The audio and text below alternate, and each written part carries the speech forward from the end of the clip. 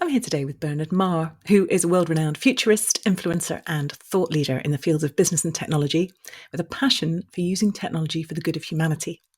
He's a best-selling author of 20 books, writes a regular column for Forbes, and advises and coaches many of the world's best-known organizations. He was ranked by LinkedIn as one of the top 5 business influencers in the world and the number 1 influencer in the UK. His books, Extended Reality in Practice and Business Trends in Practice, both won their categories at the Business Book Awards last month, and Business Trends in Practice went on to win the overall award Business Book of the Year. So firstly, congratulations on that, Bernard. Thank you so much, and thank you so much for having me. It was quite the night, wasn't it?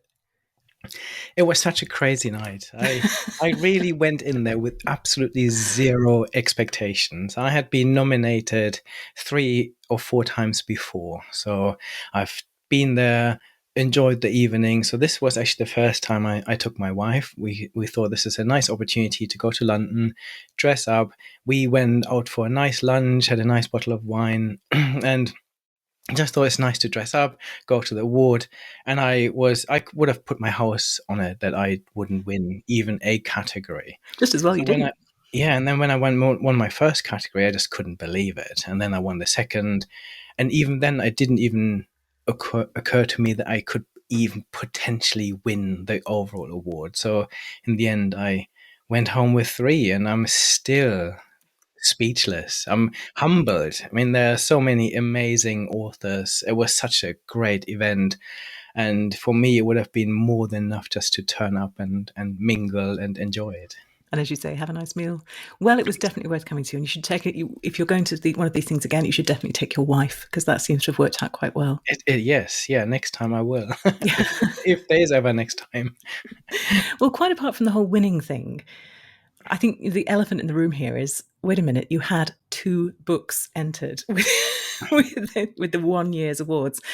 And there are many of us, myself included, who struggle to kind of, churn out 1 book every 3 or 4 years. So please let us into the secret of how you wrote 2 books and published them in the same year. Yeah, that's slightly embarrassing. Some of the other people in the room must have hated me. I don't think there No, was no. ever anyone having 2 books nominated at the same time. So that was definitely enough for me. And it was just a coincidence. I try to write 1 book a year. That's my goal. And with this one, they just fell into the 2 years because Business Trends and Practice got delayed because of COVID. And then and COVID also freed up my time. So I finished my second book faster than I anticipated. So I ended up having 2 books published in the same time window. So It's your lockdown project. Exactly, yes. The 1 book a year thing even is really interesting because people have been saying for as long as I've been in publishing that the book is dead or dying. And here you are, a futurist, somebody concerned with the future of technology, the future of business, and you're writing a book a year as a kind of policy decision. Tell me why that matters. It's just an opportunity for me to engage with people, and I write a lot of content anyway. So I write probably 2, sometimes 3 Forbes columns a week, and for me, books just allow me to put it all together to create a longer narrative around a certain story. So initially I wrote about specific tech trends like artificial intelligence and big data and virtual and augmented reality, and because I read so much, I write so much, and I thought it's important to put this into a longer narrative where you can just cover everything instead of just little snippets. So the way I do this is I write lots of content over the year, and then I put all of this content together into a book. That's interesting. So you don't sit down to write the book, you write as a way of life. And out Yes. of that, you pull together a book. So you're, in a sense, you're using the content as you create it rather than banking it all and then publishing it in a kind of marvelous explosion at the end. Yeah, a bit of both, I think. So I'm working on a new book, and so I've started writing about the topic. I've been writing on this topic now for the last 3 years. But once I've decided I will do a book, then I try to cover all the different use cases, the different aspects that I want to then expand on in the book. I want to come on to tech trends in a minute because I can't let you go without talking about some of the stuff that you're talking about in the book. It's absolutely fascinating. But I just want to pursue this writing thing for a minute because I think it's so interesting. And you talk about being able to tell a fuller story. The kind of the long form allows you to do something that the short form content doesn't. And I'm guessing that that is valuable for you as a writer as much as for us as readers. Absolutely. And sometimes actually committing to a book means that I have to get the narrative straight in my Yeah. own head, which then helps me with my clients, with my presentations and keynotes. So yes, absolutely. It's as much of a learning journey for me putting the book together than it is hopefully people that will read it. Yeah, that's really interesting. So, coming on to trends for a moment. So, obviously, you talk in the sort of overall book, you've got a whole series of trends that you identify, and then you pick up one particularly in extended reality in practice.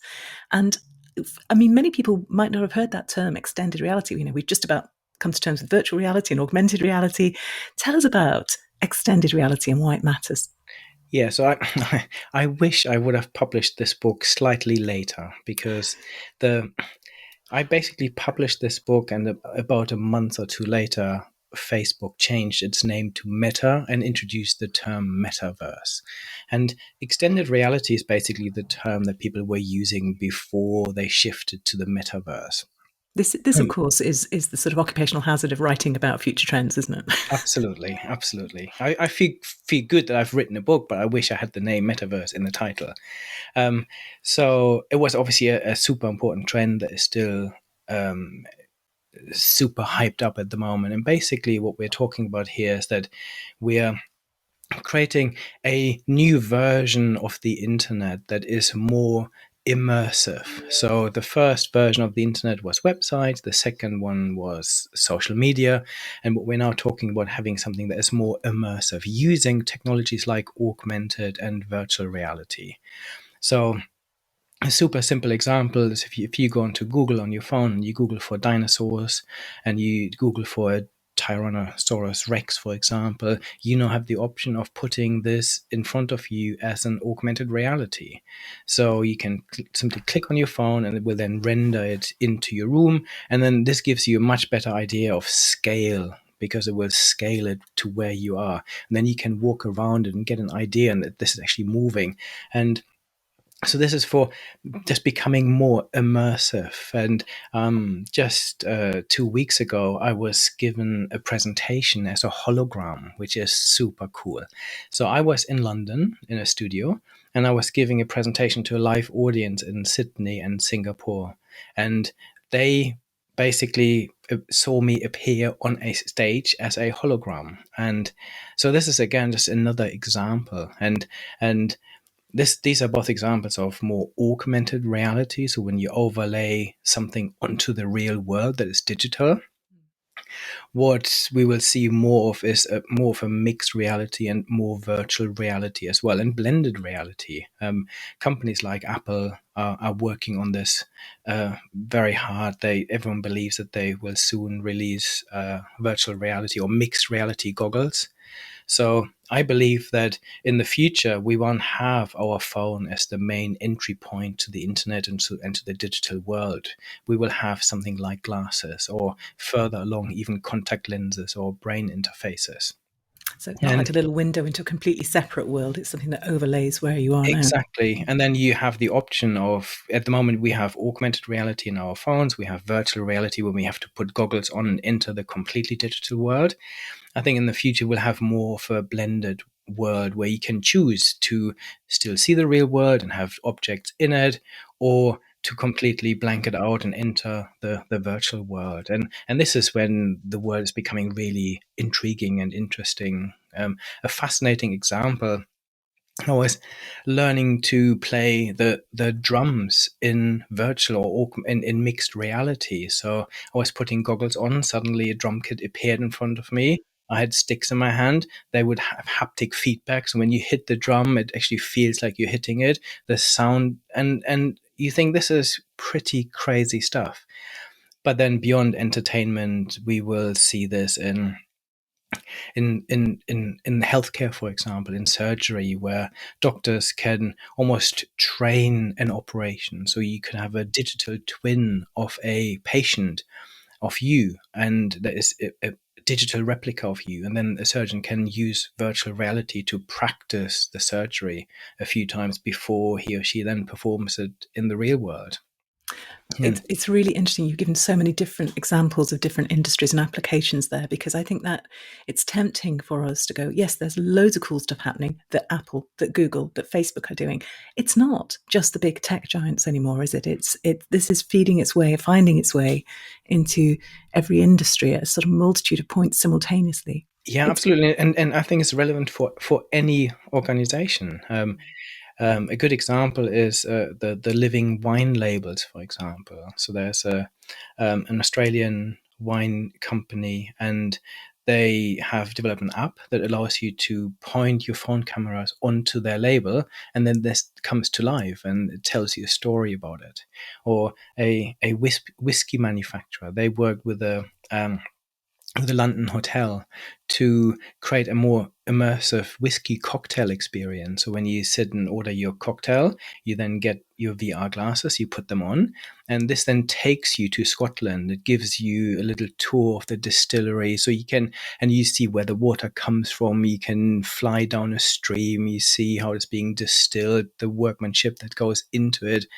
And then by the time this is finished, the cocktail then ends up in front of you. So you take your glasses off, and this gives you a much more immersive brand experience that you simply couldn't have without this sort of technology. That's really fascinating.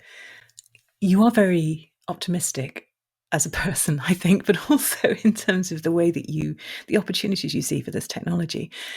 I'm imagining that along with that optimism for the people that you work with, there is a sense of, how do we keep up with this? How do we know what to invest in? What's going to happen next? How do you balance that sense of overwhelm with the sense of the opportunities that are there? Yeah, I think I'm a natural optimist. At the same time, like everyone else, probably I have mixed feelings about it, because what we are now experiencing is a shift that is most likely greater than any shift in business that we've ever experienced before. We're now talking about the fourth industrial revolution that we're experiencing.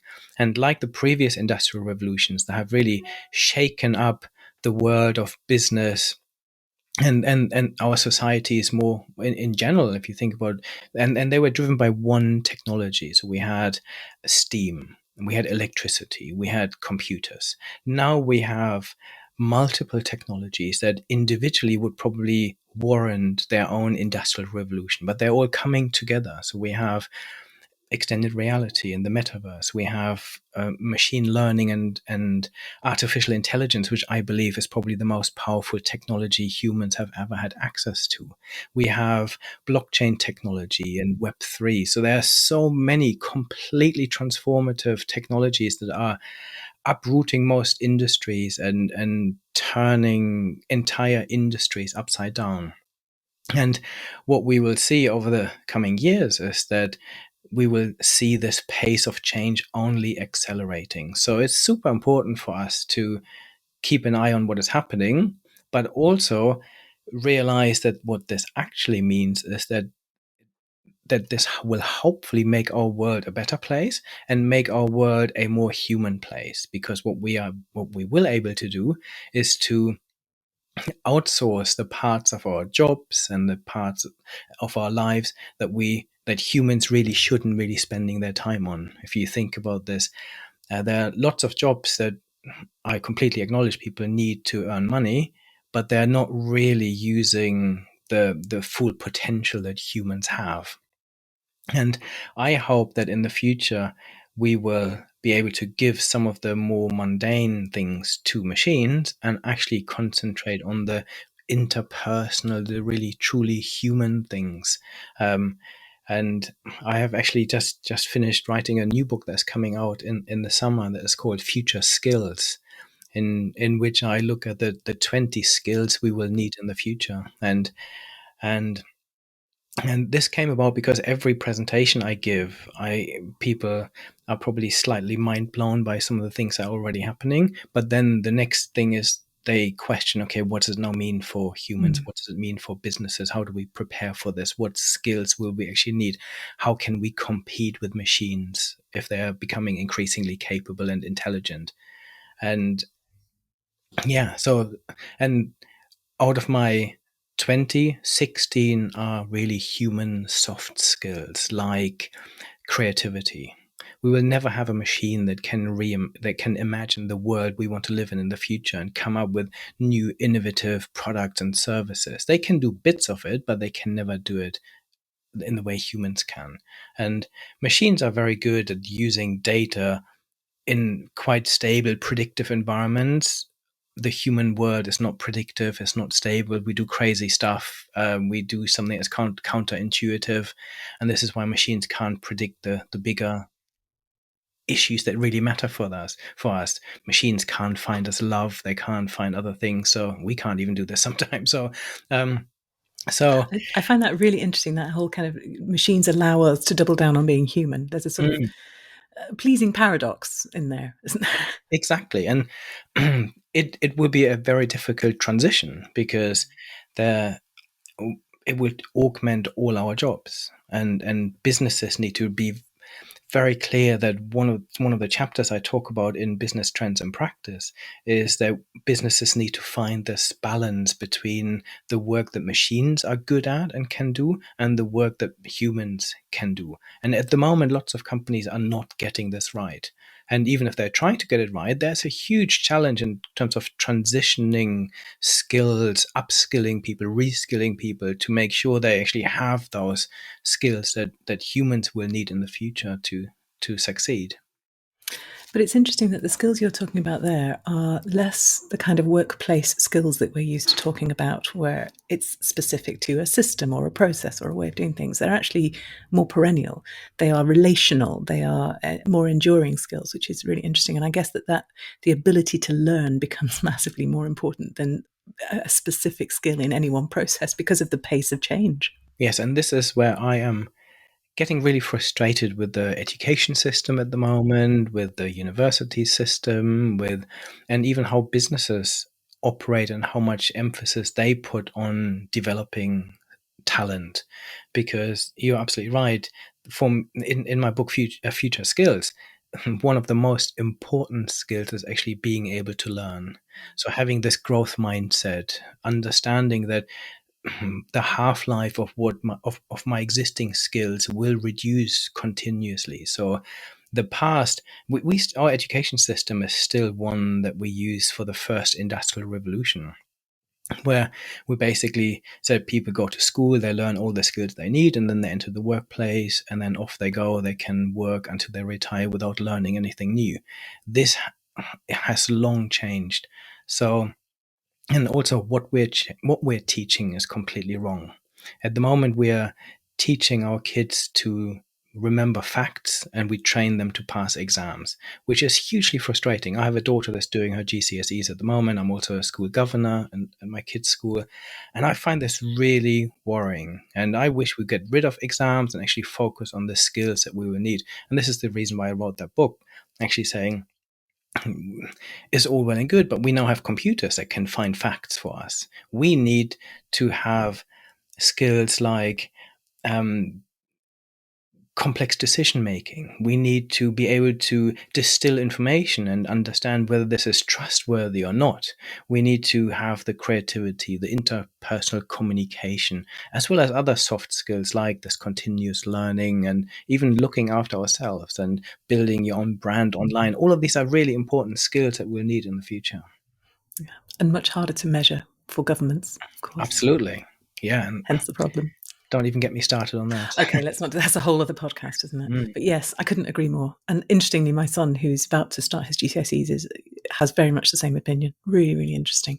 Yeah, I I had a want conversation with my daughter just a few days ago. She said it's so crazy that I literally put all of this knowledge into my head, and literally the day after her exam, this will just dissolve out of her brain, to, never because to it's be seen irrelevant. again. Yeah. Yeah, exactly. You're learning to pass exams, as you say. Yeah. Interestingly, my son always says that the first lockdown was the best time he ever had at school, because he was able to just work on his own and pursue his own interest and do his own research and work at his own pace. And he absolutely loved it. And I thought, actually, the skills that you learned there, far more valuable than the facts that you absorbed at the same time. Absolutely. Some of the technologies we talked about are so relevant to the future of education. We now have online. If you think about this, if you wanted to learn about ancient Rome, how about sticking VR goggles on and actually walking around ancient Rome? And what is interesting is that when we read something, we retain something like 5 or 10% of the very, very most. If we experience something in VR, for example, this knowledge retention goes up to over 80%.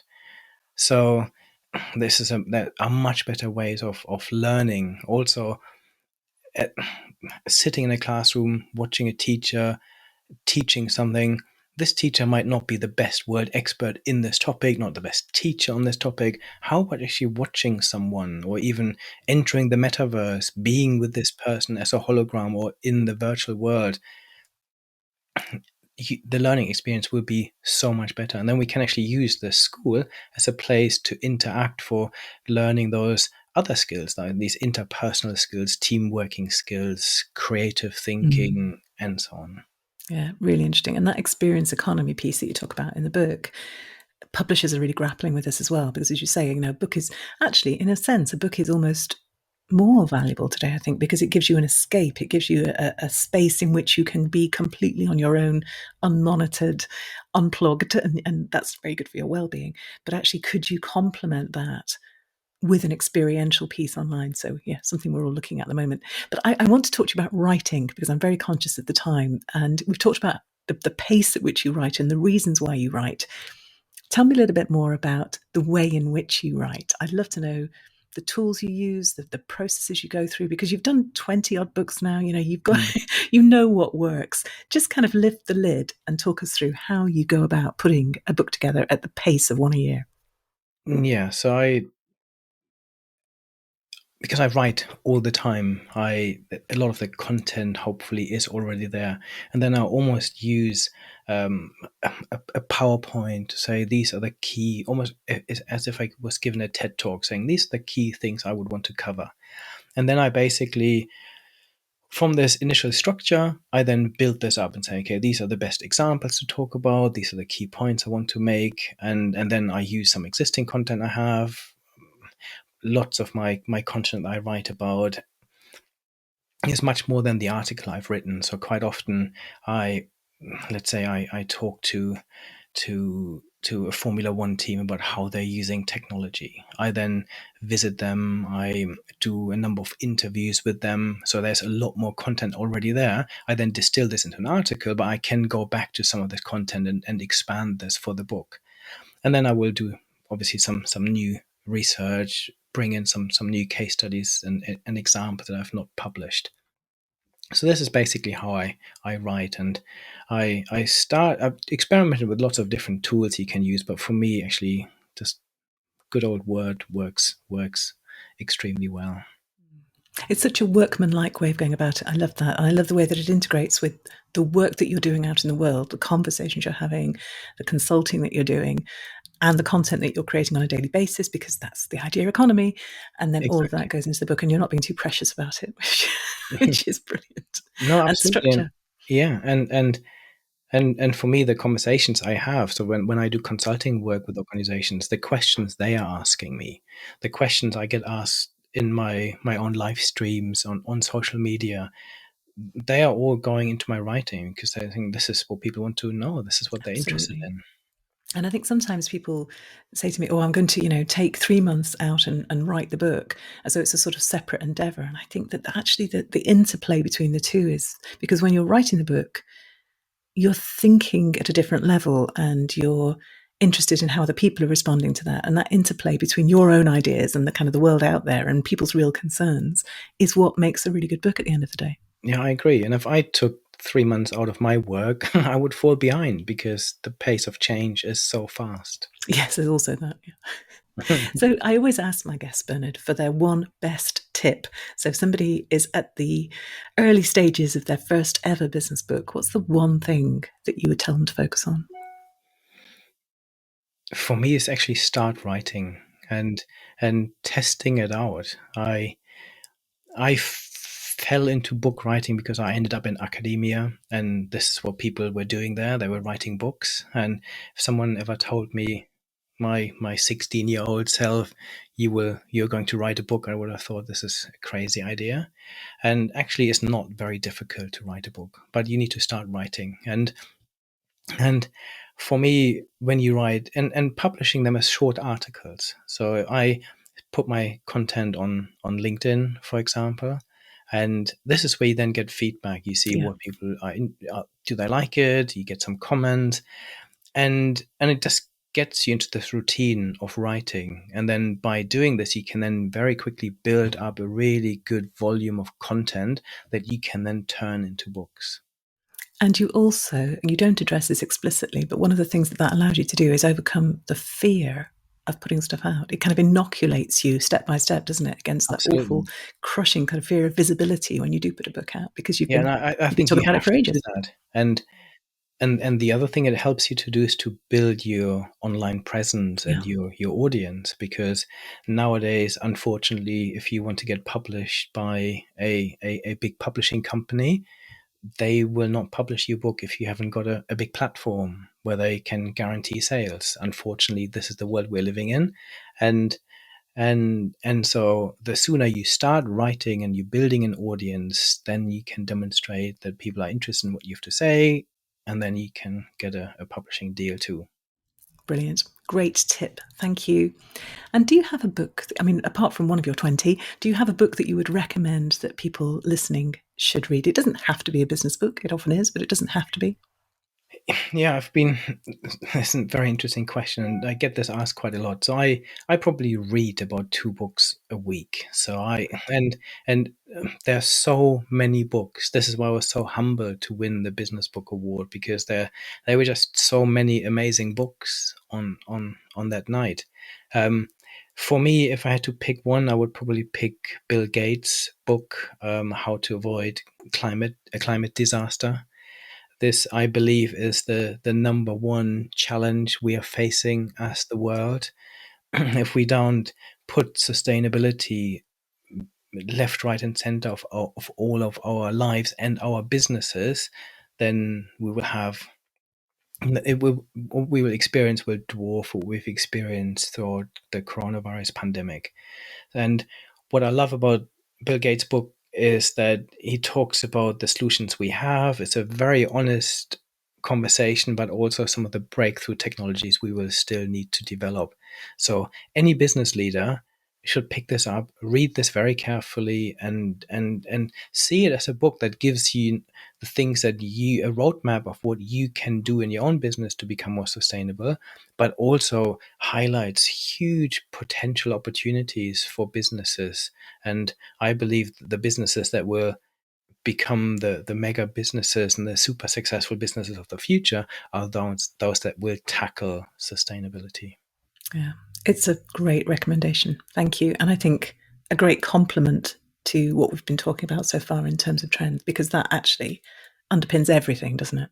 Absolutely. Yeah, thank you. And Bernard, if people want to find out more about you, more about all your books, more about what you do, where should they go? I'm pretty much on every platform, so they can connect with me on LinkedIn. I put all my content out.